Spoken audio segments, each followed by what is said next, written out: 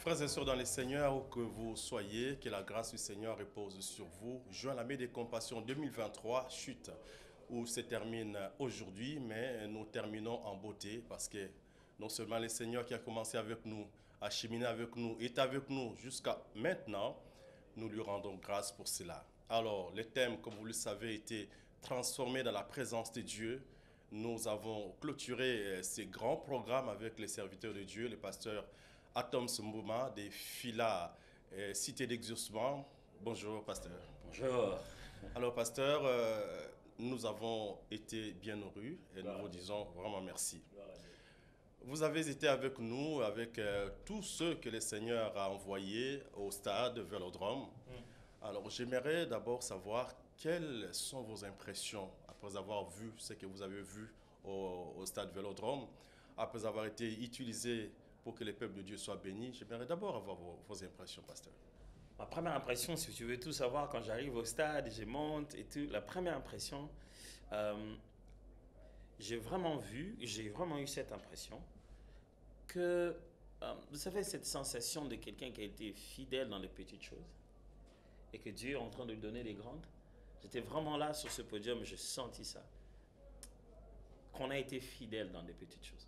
Que la main de compassion était fidèle dans les petites choses. Et Dieu est pleinement... J'avais l'impression qu'on nous faisait faire un petit stage des dernières minutes avant de nous dire vous allez passer aux grandes choses. J'ai beaucoup aimé le climat qu'il y avait, les âmes qui ont été gagnées. Les gens étaient très... ils répondaient aisément.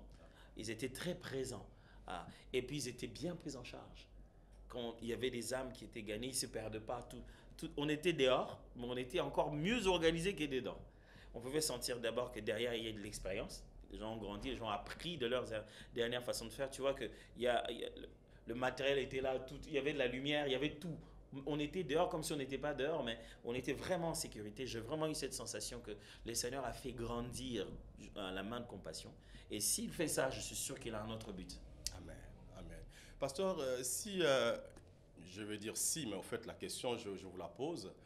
Qu'est-ce que vous diriez à tous les amis, à ceux qui ont pris la grande décision de leur vie, de pouvoir, vous avez bien dit, recevoir la vie de Dieu, recevoir Jésus-Christ dans leur vie.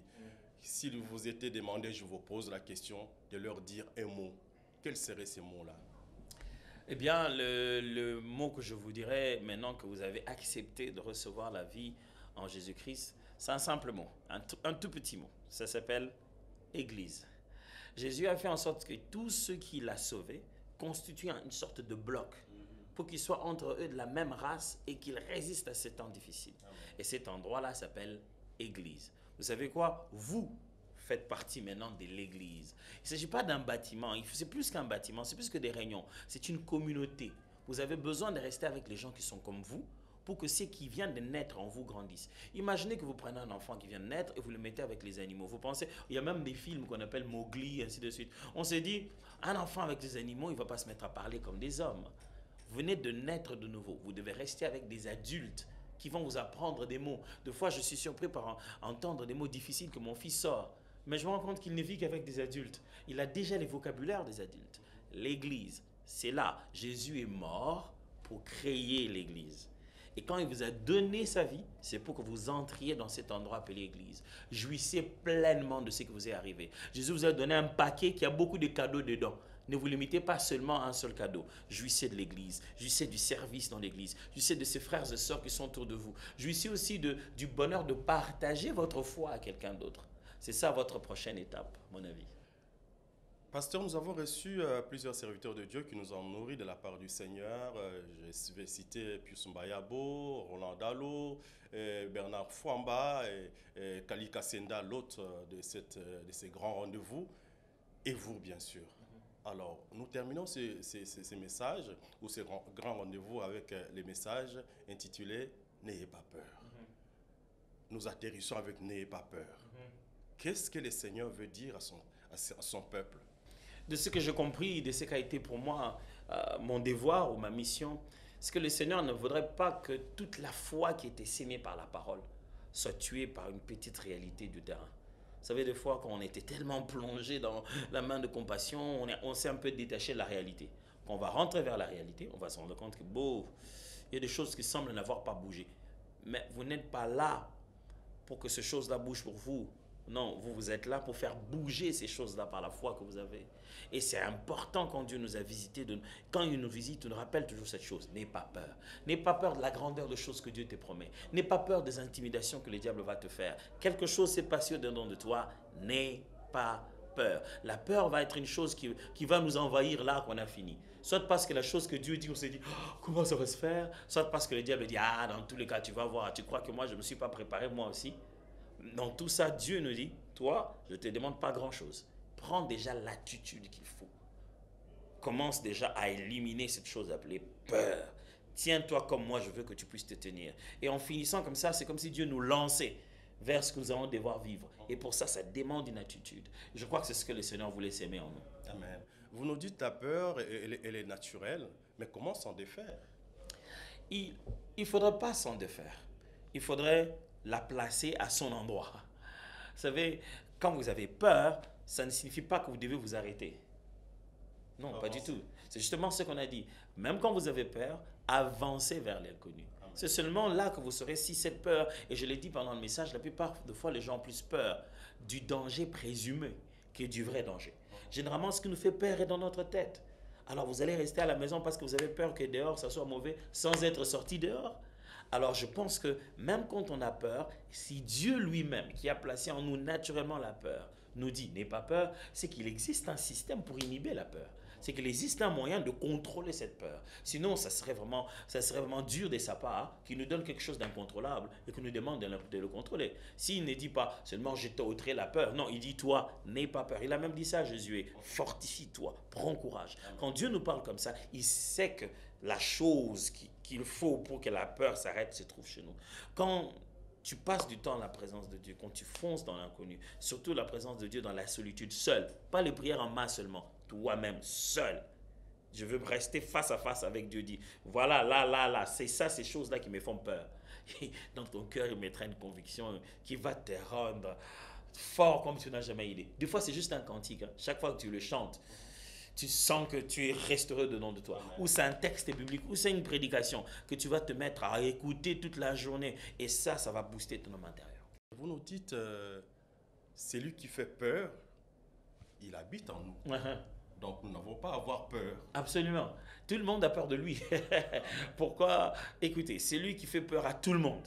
Il est de notre côté. Nous, on est censé avoir peur de qui alors? C'est comme ça David disait, l'Éternel est mon berger, l'Éternel est ma lumière. De qui aurais-je peur? Il n'y a plus personne. La seule personne qui fait peur, c'est lui.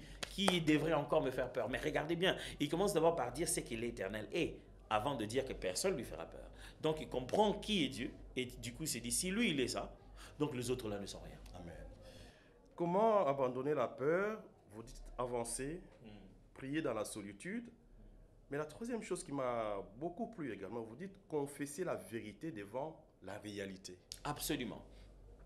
Une chose qui vous empêche d'avoir, ou bien qui vous aide à lutter contre la peur, c'est dites ce que vous savez quand vous êtes en face de ce que vous voyez.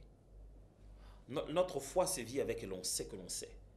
On peut voir qu'il y a l'eau, on peut voir que l'eau elle est profonde, mais Dieu a dit, je vais traverser, je vais déchirer cette eau en deux. Ça, c'est ce qu'il m'a dit, c'est ça la vérité. Amen. Et je vais confesser la vérité. C'est que ce que Dieu nous a dit pendant toutes ces semaines, c'est la vérité. Quand vous serez devant une réalité, la réalité attend que la vérité vienne s'y imposer. Et c'est ce que Jésus avait. La vérité, il y a l'eau, si tu entres l'eau, allez, tu risques de tomber dedans, mais là, c'est ça la réalité. Mais la vérité, c'est que Jésus marche sur l'eau. Alors, si ce que vous avez reçu ne peut pas s'imposer devant ce que vous voyez, Dieu que ça ne vous sert à rien. Mais par contre, vous savez, j'ai toujours l'habitude de dire, Dieu est tellement puissant par sa parole, que s'il voit cette herbe verte, il dit, oh, regarde-moi une plante rouge. La couleur verte, pour se conformer au fait que le Créateur ne peut jamais mentir, va se tourner en rouge. Amen. Et c'est cette parole qu'il nous a donnée. Amen. C'est-à-dire, ce qu'il nous a dit, quand nous la menons vers la réalité va se soumettre à la vérité. J'ai envie de dire, waouh!